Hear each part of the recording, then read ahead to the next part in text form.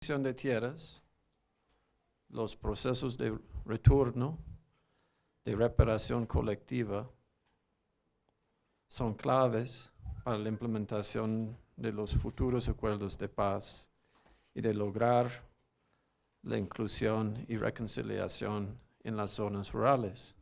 Este programa de restitución es tan importante para reconocer las violaciones de derechos humanos del pasado y de crear el camino para la paz y la reconciliación.